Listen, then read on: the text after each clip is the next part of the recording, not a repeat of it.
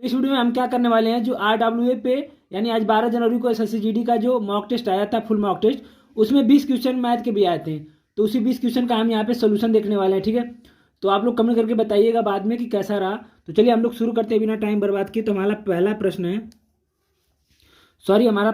है, कह रहा है कि एक व्यक्ति ने कुछ धनराशि उधार ली और पहले वर्ष के अंत में 4200 और दूसरे वर्ष के अंत में 4410 का भुगतान करके उसकी चुकौती करने पर सहमत हुआ। यदि चक्रवृद्धि ब्याज की दर 5% थी तो उधार दी गई राशि का आर का मान दे रखा है, दर हमारा दे रखा है 5%। तो हम सबसे पहले दर को क्या करेंगे, चेंज करेंगे फ्रैक्शन में। तो ये आएगा 1/20, 1/20 आ जाएगा, ठीक है। तो हमारा फ्रैक्शन आ गया 1/20। अब ध्यान से देखना आगे क्या कर रहा है कि एक व्यक्ति ने कुछ धनराशि उधार ली पहले वर्ष के अंत में 4200 और दूसरे वर्ष के अंत में 4410 रुपये चुकाया। तो देखो यहाँ से हम क्या करेंगे, ये जो हमारा आया है दर 1/20 आया है। तो अगर मान लेते हैं कि ये जो मूलधन है, अगर कोई धन है 20 रुपये है, उस पर 1 रुपये का ब्याज लगता है, 20 रुपये पे 1 रुपये का ब्याज लगता है, तो एक साल में कितना ब्याज लगेगा, 21 रुपये हो जाएगा। 20 रुपये पे अगर 1 रुपये का ब्याज लगेगा तो वो धन 20 से 21 हो जाएगा। तो ये मूलधन, ये मिश्र धन, तो पहले साल का हो गया। ये हमारा पहले साल का हमारा आ गया। मूलधन 20 है और मिश्र धन हमारा 21 है। तो क्वेश्चन में कहा है कि पहले साल वो 4200 रुपये चुकाता है। तो इसी 21 का मान हमें 4200 दे रखा है, इसी 21 का मान हमें 4200 दे रखा है। इससे कितना गुना ज़्यादा, तो इससे 20 गुना ज़्यादा, इससे 200 गुना ज़्यादा, सॉरी इससे 200 गुना ज़्यादा, इससे कितना गुना ज़्यादा, 200 गुना ज़्यादा। तो हम इसका मान निकाल लेंगे 20 का, तो ये 20 से 200 गुना ज़्यादा 4000 होगा। ये 20 से 200 गुना 4000 होगा। ये 20 से 2 गुना ज़्यादा 4000 होगा, ठीक है। तो पहले साल का हमारा मूलधन आ गया 4000, ठीक है। अब इसी तरीके से सेम तरीके से हम दूसरे साल का निकाल लेते हैं। तो मान लेते हैं कि अगर पहले साल हमारा मूलधन 20 रुपये है तो 20 से 21 हो जाएगा। 2 साल के लिए निकालना है तो फिर 20 से 21 हो जाएगा। 2 साल के लिए निकालना है तो 20 से 21 हो जाएगा। इसका गुणा कर देंगे तो आ जाएगा 400, इसका गुणा करेंगे तो 4 4 1 आ जाएगा। 21 का वर्ग 441 होता है, ठीक है। तो देखो 2 साल का हमारा मूलधन 400 है और 2 साल का हमारा मिश्र धन 441 है। तो इसी का मान क्वेश्चन में कितना दे रखा है, 4410 दे रखा है, ठीक है। इससे कितना गुना ज़्यादा, तो इससे 10 गुना ज़्यादा। तो इसी तरह इसका भी मान कितना हो जाएगा, 10 गुना ज़्यादा 4000 हो जाएगा, 4000 हो जाएगा, ठीक है। तो पहले साल का हमारा मूलधन आ गया 4 और दूसरे साल का हमारा मूलधन आ गया 4। तो टोटल कितना हो गया, तो 4000 इसमें जोड़ देंगे तो दोनों 4000 हो गया 8000। तो ये इसका आंसर है। तो उधार दी गई राशि जो थी वो 8000 थी। तो ये इसका आंसर, इसको ऐसे मैंने सॉल्व किया था, ठीक है। आगे हमारा प्रश्न है प्रश्न नंबर 2। थोड़ा सा टाइम लगेगा यार, तो उसके लिए सॉरी। कह रहा है कि दो संख्याओं के एलसीएम और एचसीएफ का गुणनफल 48 है। मान लेते हैं कि एलसीएम एल और एचसीएफ एच, इसका गुणनफल 48 दे रखा है, ठीक है। एल का मतलब एलसीएम, एच का मतलब एचसीएफ। कह रहा है कि दोनों संख्याओं का अंतर 13 है। मान लेते हैं कि संख्याएं हमारा ए माइनस बी है, ए माइनस बी का अंतर 13 दे रखा है। तो पूछा है कि संख्याएं ज्ञात कीजिए। आप ऑप्शन से भी कर सकते हो, मैंने ऑप्शन से ही किया था। तो पहला ही ऑप्शन हमारा सेट हो गया, ठीक है। पहला ऑप्शन हमारा सेट हो गया था। लेकिन इसको अगर करना होगा तो कैसे करेंगे, तो आपको पता होगा कि एलसीएम गुणे एचसीएफ बराबर होता है पहली संख्या गुणे दूसरी संख्या। तो एलसीएम और एचसीएफ का मान दे रखा है 48 और पहली संख्या ए है, दूसरी संख्या बी है। तो ए और बी का मान दे रखा है 48, ठीक है। तो यहाँ से ए और बी का मान आ गया 48, ए बी का मान आ गया 48। तो अब हमको पता है कि ए माइनस बी का जो फार्मूला होता है, ए माइनस बी का जो फार्मूला होता है, वर्ग का फार्मूला होता है, वो A square plus B square minus 2ab होता है। तो इसकी जगह हम 13 को रखेंगे तो 13 का वर्ग हो जाएगा, तो 169 आ गया, प्लस ए स्क्वायर प्लस बी स्क्वायर। अब ए बी की जगह अगर 48 रखेंगे और उसमें 2 से गुणा करेंगे तो 96 हो जाएगा, और 96 को इसमें हम जोड़ देंगे, 96 को इसमें हम जोड़ देंगे तो ये आ गया, और 9 6 15, 9 6 15 5 और 16 165। तो A square plus B square बराबर आ गया, सॉरी ए स्क्वायर प्लस बी स्क्वायर बराबर आ गया हमारा 165। ए स्क्वायर प्लस बी स्क्वायर बराबर आ गया 165, सॉरी 265, ये 2 रहेगा ना, 265 आ गया, ठीक। अब हमको पता है कि ए प्लस बी का होल वर्ग का जो सूत्र होता है, A square plus B square plus 2ab। तो A square plus B square की जगह 265 रख देंगे, प्लस ए बी का मान 48 है और इसमें 2 से गुणा कर देंगे तो 96 हो गया। अब इसको जोड़ देंगे, हम जोड़ेंगे तो 6×5 = 11, 1 9 6 15 16, ये आ गया 361। तो ए प्लस बी का होल वर्ग बराबर आ गया 361। तो ए प्लस बी बराबर कितना आ जाएगा, ए प्लस बी बराबर आ गया 19। ये 19 का वर्ग होता है, ए प्लस बी बराबर आ गया 19। तो ए प्लस बी का मान आ गया 19 और ए माइनस बी का मान दे रखा है 13। यहाँ पे ए माइनस बी का ए प्लस बी का मान आ गया 19। तो हम यहाँ से बी निकाल लेंगे, ए भी निकाल लेंगे। तो अगर हम ए निकालेंगे तो इसको जोड़ेंगे तो ए बराबर आएगा, ये 32 आएगा तो 2 से भाग देंगे तो 16 आ जाएगा। अब बी बराबर अगर निकालना हो तो यहाँ पे 16 रख दो, उधर माइनस जाएगा तो 3 आ जाएगा। तो ए का मान आ गया 16 और बी का मान आ गया 3। तो ये इसका आंसर है, यही हमसे पूछा था। तो क्वेश्चन में आगे बढ़ने से पहले एक चीज़ बता दूं कि टेक्स्ट बुक पे एक नया फीचर आया है पास प्रो मैक्स का। पास प्रो मैक्स, अगर आप ये पास प्रो मैक्स लेना चाहते हैं तो आप ये कूपन कोड TRGT इस्तेमाल करके ले सकते हैं। इसमें क्या है कि आपको देखो टेस्ट सीरीज भी मिलेगा और PYQ तो मिलेगा ही, इसमें टेस्ट सीरीज PYQ मिलेगा। और प्लस अगर आपको कोई समाधान, कोई क्वेश्चन दिक्कत में है, डाउट में है, तो आप उसका AI समाधान भी आपको मिल जाएगा, सोल्यूशन मिलेगा। फिर इसमें स्टडी नोट्स भी मिलेंगे बेहतरीन, हर चैप्टर का जो भी चीज़ हो सबका स्टडी नोट्स, AI समाधान, टेस्ट PYQ, ये सब इसमें मिलेगा। प्रश्न नंबर 3 है, बोल रहा है कि 30 सेंटीमीटर व्यास वाले एक तांबे ठोस गोले को 10 सेंटीमीटर व्यास वाले तार के रूप में खींचा जाता है। एक गोला है, एक गोला है जिसका व्यास यानी 2r का मान दे रखा है 30 सेंटीमीटर। तो r का मान आ गया 15। ठीक, कह रहा है कि ये जो ठोस गोला है, ये जिस तार से बना है, इस तार को हम खींच के एक लंबा लेके जाते हैं, लंबा व्यास वाले तार के रूप में खींचा जाता है। तो अगर लंबा खींचेंगे तो क्या बनेगा, पति पाइप की तरह बनेगा, तो वो बेलन हो जाएगा। तो बेलन हो जाएगा जिसका व्यास हमें दे रखा है 2r का मान हमें दे रखा है 10। तो यहाँ से r का मान आ गया, यहाँ से r का मान आ गया 5। ठीक है, यानी बेलन की त्रिज्या 5 और ठोस गोले की त्रिज्या 15। करा कि तार की लंबाई मतलब जैसे जितना इसका आयतन होगा इसका भी उतना ही आयतन होगा, क्योंकि सेम तार से दोनों बने हैं, सेम तार से दोनों बने हैं। तो जितना इसका आयतन होगा उतना भी इसका आयतन होगा। तो इसके आयतन बराबर इसका आयतन रख देंगे तो हम निकाल लेंगे। तो 4/3 गोले का आयतन होता है πr³ और इसका आयतन होता है πr² × h का मान हमें बताना है। तो पहले पाई से पाई काट देते हैं। तो 4/3 r का मान आ गया 15 × 15 × 15 बराबर r का मान 5 है, तो 5 × 5 h का मान हमें बताना है।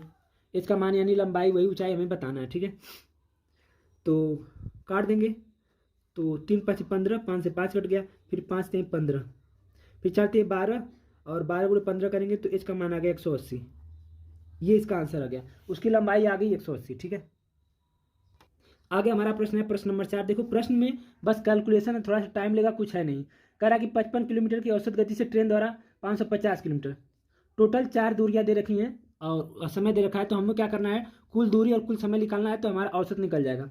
तो हम पहले से निकालेंगे। देखो 550 किलोमीटर की दूरी तय करता है 55 के हिसाब से, तो कितना समय लगेगा, ये दूरी है, यहाँ पे मैं समय लिख लेता हूँ ताकि आपका समय बच जाएगा। और आपको पता है कि चाल बराबर क्या होता है, स्पीड बराबर होता है दूरी बटा समय। तो समय बराबर क्या होगा, यहाँ पे चला जाएगा, समय यहाँ पे चला जाएगा। ठीक है, तो हम यहाँ पे समय निकाल लेंगे। देखो हमारी स्पीड दे रखी है 55, अगर 55 की स्पीड से इस 5500 को 555 को तय करेंगे तो कितना समय में तय कर लेंगे, इसको 55 से भाग देंगे तो 10 आएगा, 10 घंटे में तय कर लेंगे।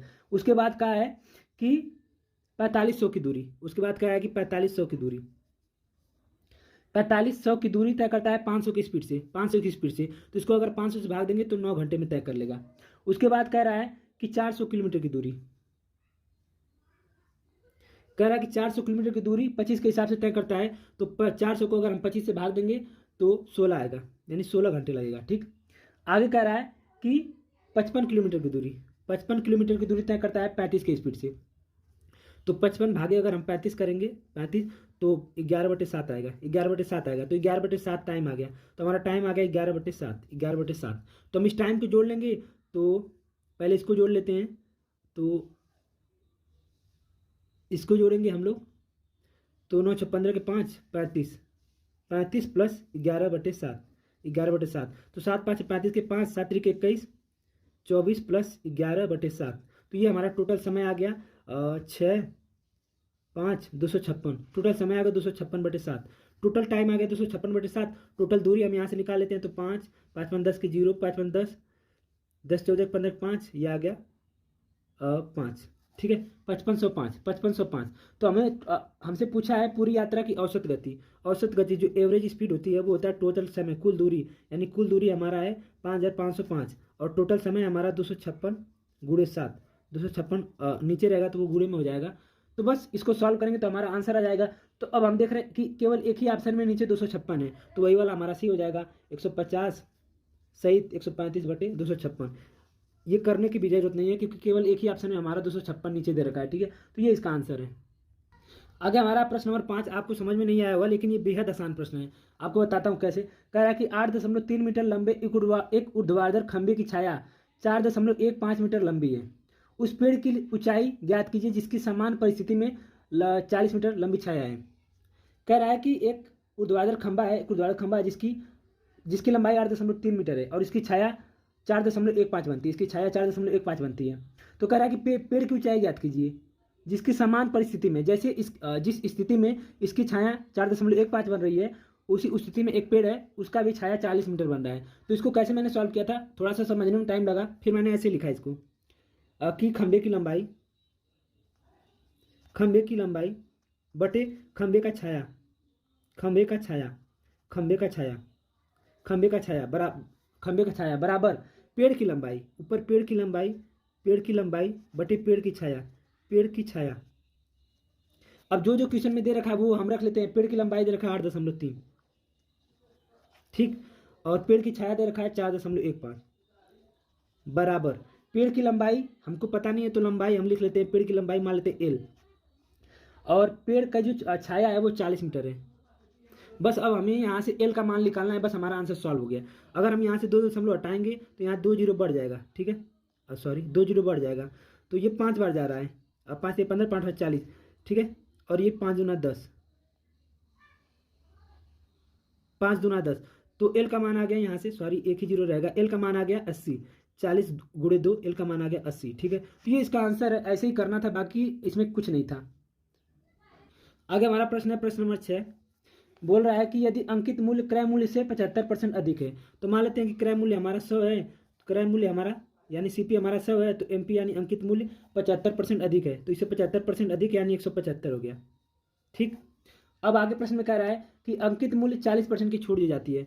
अगर इस पर हम 40% की छूट देंगे, 40% छूट का मतलब इसका 60%, 40% छूट का मतलब इसका 60% निकाल लेते हैं, तो 0 0 कट गया, 2 3 6, 2 5 10, 5 3 15, 5 7 35, तो ये आ गया 3 3 5 15, 3 3 9 10, यानी 105 रुपये में हम वस्तु को बेच रहे हैं, यानी ये हमारा सीपी आ गया, ठीक है।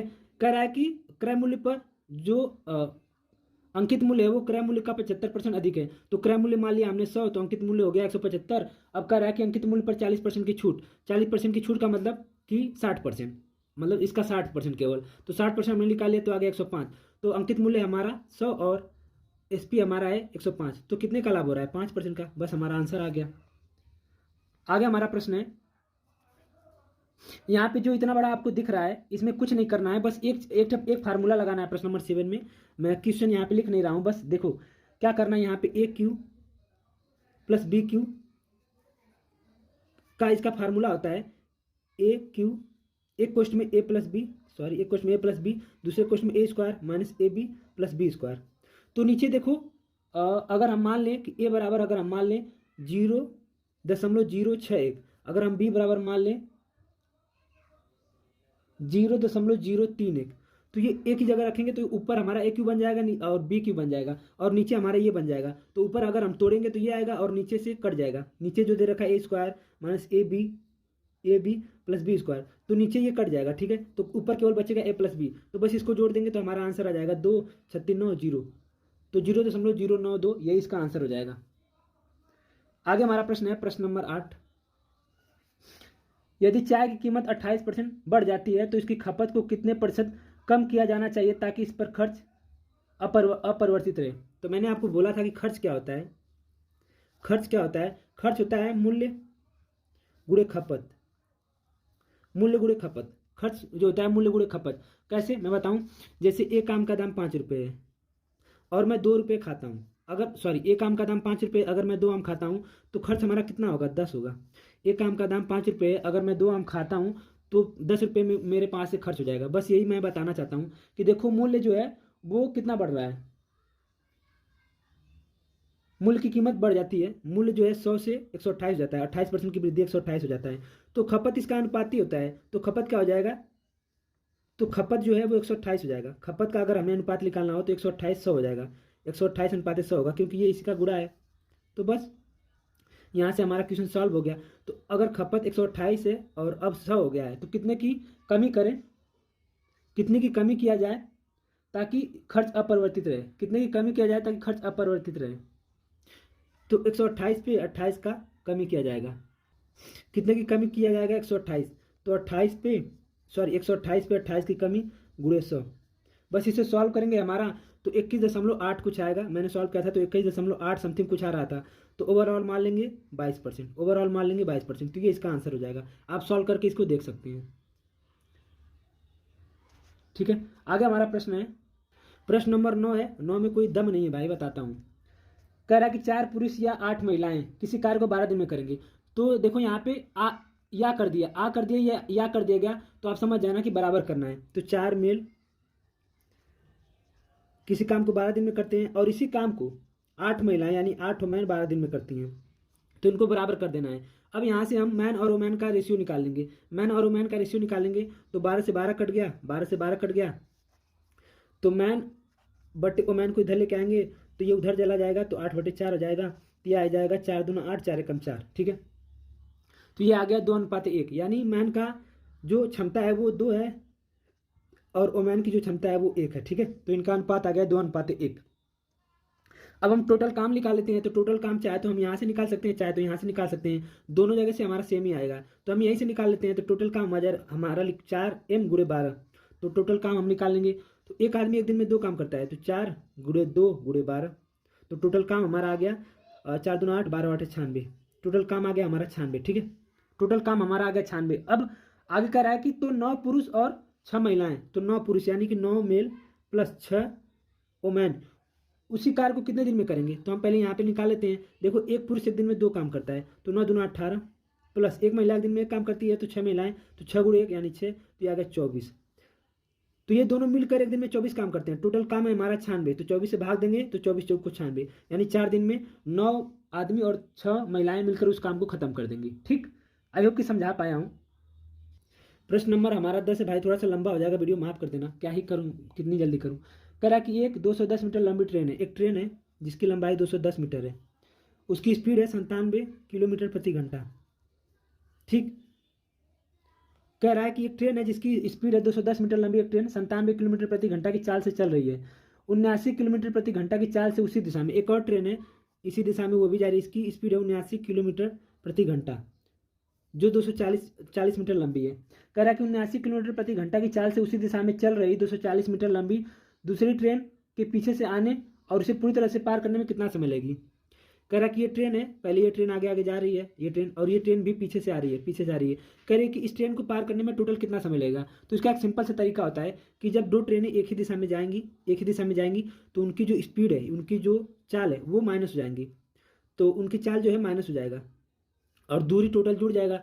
तो ये दूरी है 210, ये दूरी है 210, तो टोटल दूरी हो गई हमारा 450, टोटल दूरी हो गया हमारा 450। ठीक है, हमें समय बताना है, समय बताना है, बटे चाल हो जाएगा, तो चाल माइनस हो जाएगा, यानी 97 माइनस 79, 97 माइनस 79, इसको सॉल्व करेंगे तो 450, अभी बता रहा हूँ क्या करना है, ये आएगा हमारा 18। और ये देखो ध्यान रखना, ये किलोमीटर प्रति घंटा में 18, तो इसको हम चेंज करेंगे मीटर प्रति सेकंड में, क्योंकि ये मीटर में है, तो 5/18 हो गया, 5/18 हो गया।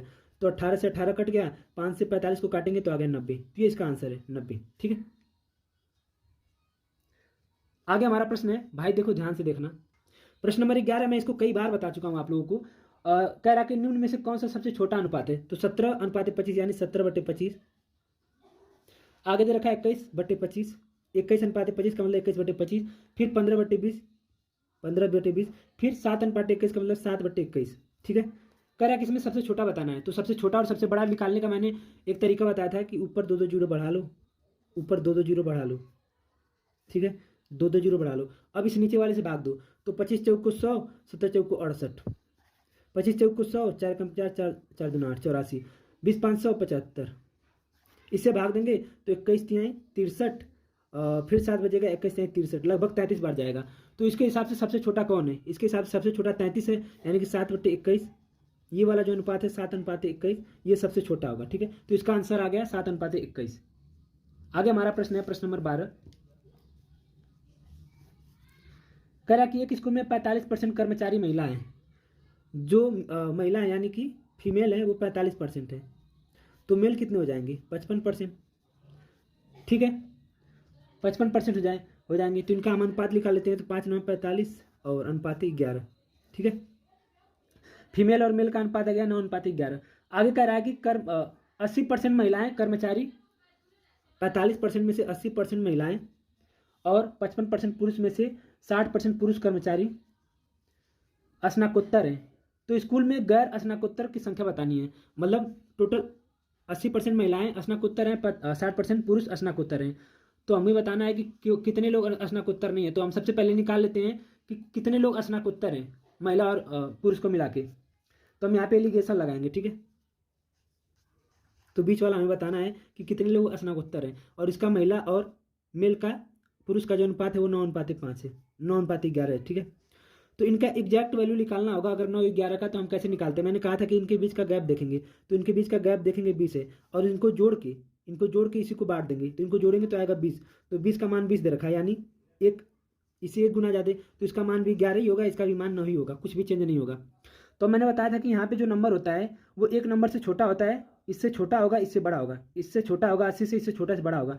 जब यहाँ से निकालना होगा तो 80 में से अगर 11 घटाएंगे तो ये आ जाएगा, या तो 60 में 9 जोड़ दो तो ये आ जाएगा। तो हम जोड़ देते हैं, तो आ गया 9, 69%। यानी टोटल जो स्नातकोत्तर है वो 69% है। महिला और पुरुष को मिलाकर टोटल स्नातकोत्तर है 69%। तो अगर हम 100% में से 69% माइनस कर देंगे तो जितने लोग स्नातकोत्तर नहीं है वो हमारा आंसर आ जाएगा। तो ये आ गया 31। तो ये इसका आंसर है, यानी 31 लोग स्नातकोत्तर नहीं है। आगे हमारा प्रश्न यही पे बताता हूँ, कुछ नहीं है, दम नहीं है। प्रश्न नंबर 13 बोल रहा है कि चक्रवृद्धि ब्याज पर कोई धनराशि 3 वर्ष में स्वयं की दुगनी 3 वर्ष में, 3 वर्ष में स्वयं की दुगनी। तो स्वयं की दुगनी का मतलब होता है कि 2 की पावर 1 घात, 2 की पावर 1 घात, 2 की पावर 1 घात है यहाँ पे ना। अब आगे कह रहा है कि समान ब्याज दर पर धनराशि स्वयं का 8 गुना, यानी 1 से 8, 1 से 8, 1 से 8। कोई धनराशि 1 थी, वो स्वयं का 8 गुना, 1 से 8 हो गया। तो ये इसको अगर हम 2 की पावर में चेंज करेंगे तो 2 की पावर आ गया 3, 2 की पावर आ गया 3। ठीक है, यहाँ पे 2 की पावर 1 बन रहा है, यहाँ पे 2 की पावर 3 बन रहा है। तो ये 1 नहीं है, ये 3 बन रहा है। अगर इसको 3 से गुणा करेंगे तो इसमें भी 3 से गुणा करेंगे तो ये हो जाएगा 9। तो ये आंसर आ जाएगा 9 वर्ष। ये आंसर आ जाएगा हमारा 9 वर्ष। आई होप कि मैं समझा नहीं पा रहा हूँ भाई, सॉरी उसके लिए। आगे हमारा प्रश्न है प्रश्न नंबर 14। आसानी सवाल है। कह रहा है कि 45 kg वाली चीनी, कोई चीनी है जो कि 45 रुपये kg है और 52 रुपये kg है। 52 रुपये kg वाली चीनी के साथ किस अनुपात में मिलाया जाना चाहिए? किस अनुपात में मिलाया जाना चाहिए ताकि मिश्रण को 55.2 प्रति केजी बेचने पर 15% का लाभ हो। कह रहा है कि 55.2 प्रति केजी बेचने पर 15% का लाभ हो। ठीक है, तो यहाँ पे जो हमें मान निकालना है, यहाँ पे जो भी मान आना चाहिए, अगर उसमें हम बेचेंगे मिश्रण को तो हमें 15% का लाभ होगा। तो 15% को अगर हम फ्रैक्शन में चेंज करेंगे तो 15/100, यह आ जाएगा 5 से 15/20, यानी 20 पे 3 का लाभ हो रहा है, यानी 20 पे 3 का लाभ यानी 23। यानी अगर कोई वस्तु हमारी 20 की है तो उस पर 3 का लाभ 23 का हो रहा है। तो इसी का मान 23 का मान हमें 55.2 दे रखा है। 23 का मान हमें 55.2 दे रखा है। तो हम क्या करेंगे, 55.2/23, 20 का मान हमें बताना है, गुणे आ गया 20।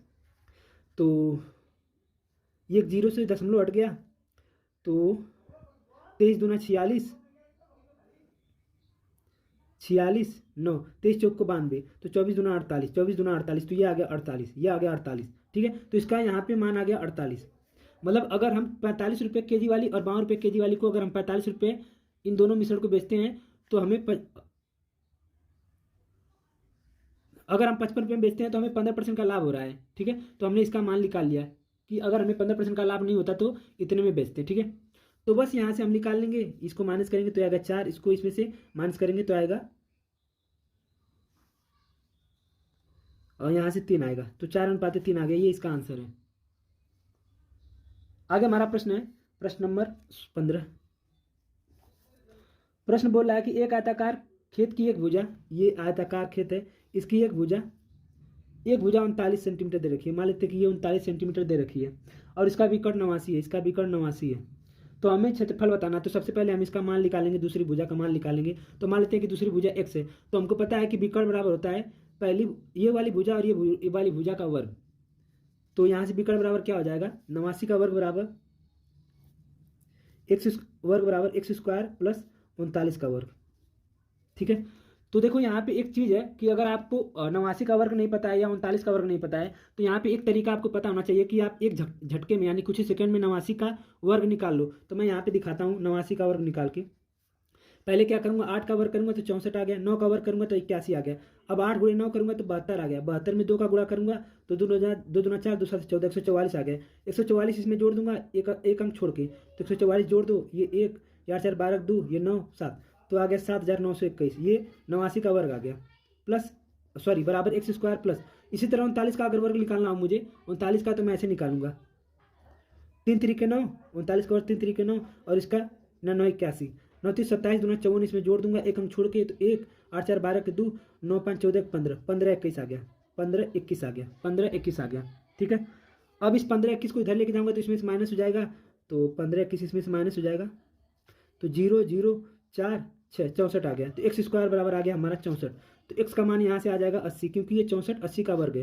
ठीक है, तो दूसरी भुजा का मान आ गया 80 और एक भुजा का मान 39 है। तो हमको पता है कि जो आयत का क्षेत्रफल होता है, जो एरिया होता है, वो लंबाई गुणे चौड़ाई होता है।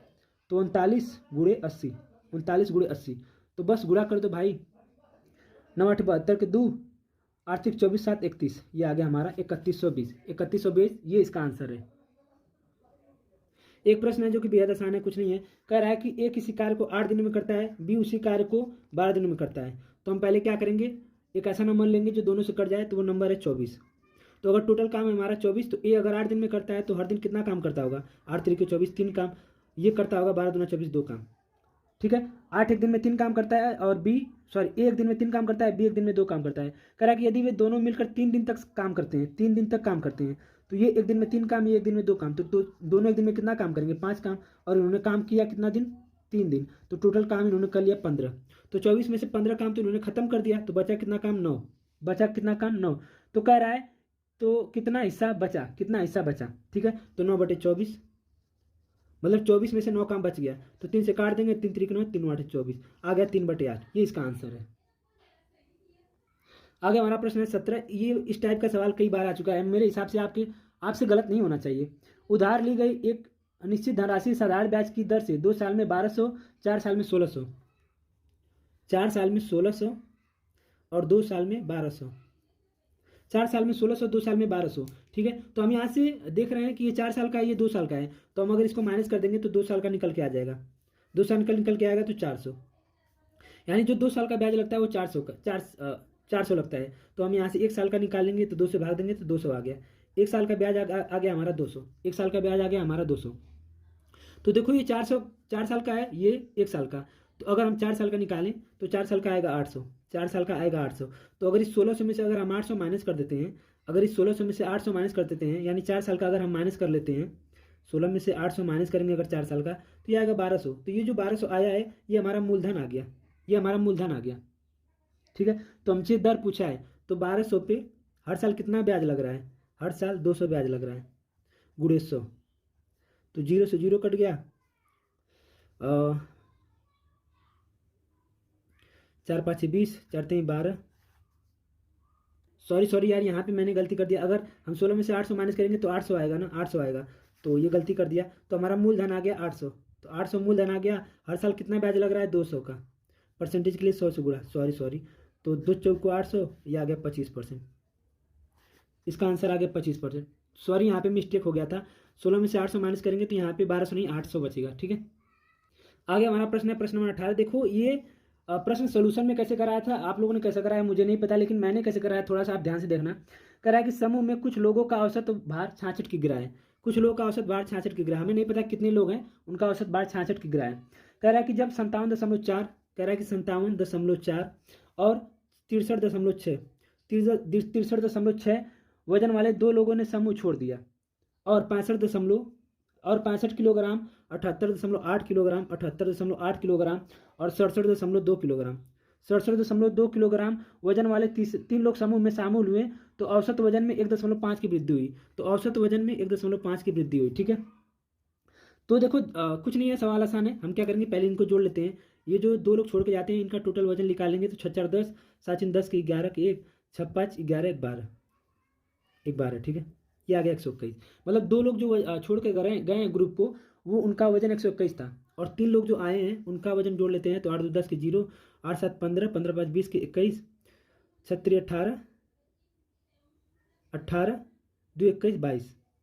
ठीक है, 221 है। जो दो लोग छोड़ के गए उनका वजन 121 था, जो तीन लोग आए उनका वजन 221 है। तो कितना एक्स्ट्रा वजन लेकर आ रहे हैं तीन लोग, तो 0 0,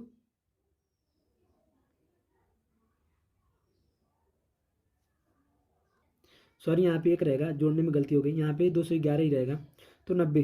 तो टोटल 90 एक्स्ट्रा वजन लेकर आ रहे हैं कितने लोग, तीन। जब दो की जगह तीन लोग आ रहे हैं, तो ये 90 किलो एक्स्ट्रा वजन लेकर आ रहे हैं। ठीक है, तो कह रहा है कि जब ये तीन लोग आ रहे हैं तो औसत वजन में 1.5 किलोग्राम की वृद्धि हो रही है। तो टोटल औसत वजन हमारा है कितना, 66। औसत का मतलब यही होता है ना कि हर के पास उतना चीज़ है, मतलब जितने भी लोग हैं हर के पास हमारा 66 है। तो अगर हम 90 में से 66 माइनस कर लेते हैं, तो ये आएगा 4, ये आ गया हमारा 24, 24 आ गया। देखो मैंने माइनस क्यों किया आपको बताता हूँ, क्योंकि देखो दो लोग गए और आया तीन, दो गया आया तीन, तो अगर जो तीसरा वाला आया है उसके पास भी तो 66 ही होगा ना, उसके पास भी तो 66 होगा, तो वो अपना पहले 66 इसमें से निकाल लेगा, तो उसके पास भी 66 है, तो अभी एवरेज सेम रहेगा। अगर वो 66 लेकर आता केवल, तो एवरेज में कोई भी चेंज नहीं होता, तो उसका 66 निकालने के बाद भी 24 बच रहा है। इसी 24 की वजह से 1.5 की वृद्धि हो रही है, एक औसत में 1.5 की वृद्धि हो रही है। तो हम यहाँ से एक यूनिट निकाल लेंगे, एक यूनिट, तो 24/1.5, और दशमलव हटाएंगे तो ऊपर जीरो लग जाएगा, तो ये आ जाएगा हमारा 15 कम 15, 15 छक्का 90, यानी 16 आ गया। सॉरी 16 आ गया। अब ये 16 आया है, मतलब 16 लोग आ गए। मतलब ये जो तीनों के आने के बाद टोटल ग्रुप में 16 लोग हैं, तीनों के आने के बाद टोटल ग्रुप में हो गए 16। तो हमसे पूछा है कि शुरू में समूह में कितने लोग थे, तो इन तीनों के बाद आने के बाद तो 16 लोग हैं, तो शुरू में बताना है। तो शुरू में 15 लोग थे, शुरू में 15 लोग थे। क्यों, क्योंकि दो गए और तीन आए, एक एक्स्ट्रा आ रहा है, तो 16 में से एक को पहले हटा देंगे तो शुरू वाला आ जाएगा हमारा 15। तो 15 इसका सही आंसर है। आगे हमारा प्रश्न है, प्रश्न नंबर 19। क्या करूं यार, टाइम बहुत लग रहा है। कह रहा है कि दो स्टेशन ए और बी हैं, 530 किलोमीटर की दूरी पर है, 530 किलोमीटर की दूरी पर है। ठीक है, ए और बी 530 किलोमीटर की दूरी पर है। कह रहा है कि एक ट्रेन स्टेशन ए से सुबह 9 बजे, एक ट्रेन है जो स्टेशन ए से सुबह 9 बजे चलती है, और इसकी स्पीड है 90 किलोमीटर प्रति घंटा, 90 किलोमीटर प्रति घंटा। और कह रहा है कि दूसरी ट्रेन है जिसकी स्पीड भी 90 किलोमीटर प्रति घंटा है, इसकी स्पीड भी 90 किलोमीटर प्रति घंटा है, और ये 10 बजे चलती है, 10 बजे चलती है। कह रहा है कि एक ट्रेन इधर से 9 बजे चलती है जिसकी स्पीड 90 किलोमीटर प्रति घंटा है, दूसरी ट्रेन इधर से चलती है 90 किलोमीटर प्रति घंटा की स्पीड से 10 मिनट। तो कह रहा है कि वे किस समय मिलेंगी, वे किस समय मिलेंगी। तो आपको बता दूं कि ये भी इधर चल रही है, ये भी इधर चल रही है, तो ये दोनों का स्पीड जुड़ जाएगा, तो दोनों की स्पीड जुड़कर 180 हो जाएगा। जब ये चलेंगी तो 100 हर घंटे, ये इधर से तो हर घंटे 180 किलोमीटर की स्पीड से चलेंगी। पर यहाँ पे आपको एक चीज़ बता दूं कि ये 9 बजे चली है, ये 10 बजे चली है, तो ये जब 10 यहाँ पे 10 बजेगा, जब ये 10 बजे चलेगा तब तक ये 1 घंटे चल चुकी होगी, तो हर घंटे ये 90 चलती है, तो 90 इसमें से हम माइनस कर देंगे, तो यह आ जाएगा 0, यह आ जाएगा 4, यह आ जाएगा 4, 4400। तो अब दूरी केवल बच गई 440 किलोमीटर। तो 440 किलोमीटर दूरी को 180 की स्पीड से अगर ये तय करेंगे तो कितने देर में तय कर लेंगे, बस यही हमें बताना है। तो 0 से 0 कट गया, यह आ गया 22/9। ठीक है, अब इसको चेंज करेंगे हम, तो 9 दूना 18, 4/9 आ गया। अब इसको हम चेंज करेंगे, इसमें 60 से गुणा कर देंगे तो ये मिनट में चेंज हो जाएगा, तो 2 घंटा 2 आवर्स प्लस और 6 चौके 24/9। तो अब इसको हम चेंज करेंगे, तो 3 तरीके 9, 3 8 24, 80 आ गया। तो इसको हम करेंगे तो 26 बढ़ जाएगा, तो 2 घंटा प्लस 26 मिनट, 26 मिनट अभी भी बच गया 2/3, अभी बच गया 2/3। तो फिर सेकंड में चेंज करने के लिए 60 से भाग गुणा कर देंगे, तो आ जाएगा 2 3 6 यानी 40, यानी 2 घंटा 26 मिनट 40 सेकेंड। तो 10 बजे में 2 घंटा 26 मिनट 40 सेकंड जोड़ देंगे तो हमारा आ जाएगा 12:26 मिनट 40 सेकंड, 12:26 मिनट 40 सेकंड। तो ये इसका आंसर ऑप्शन नंबर ए सही हो जाएगा। ठीक है, आगे हमारा प्रश्न है, प्रश्न में कुछ नहीं है, दम ही नहीं है, 20वां है, लास्ट है, सॉरी टाइम बहुत लग गया। एक्स एक ऐसा न्यूनतम मान है, मान ज्ञात कीजिए, एक्स का मान ज्ञात करना है न्यूनतम, ताकि 5 अंक की संख्या 7, 2, 5, एक्स और 3 ये 9 से पूरा पूरा कट जाए, 9 से पूरा पूरा कट जाए। तो आपको पता है कि जो संख्या 9 से कटती है उसके अंकों का योग भी 9 से कटता है। तो इसके अंकों का योग जोड़ लेंगे तो 7 2 9, 9 5 14, 14 3 17, 17 प्लस एक्स। अब एक्स की जगह हम क्या रखें कि ये 9 से कट जाए, एक्स की जगह क्या रखें कि इसको जोड़ने के बाद एक्स कट जाए। तो अगर हम एक्स की जगह ऑप्शन में ए दे रखा है, एक एक रख देते हैं तो ये कट जाएगा, और एक सबसे न्यूनतम संख्या भी है तो इसका आंसर आ गया एक। ठीक है, तो ये हमारा आंसर है। तो कैसा रहा कमेंट करके जरूर बताइएगा। ठीक है, सभी को जय हिंद।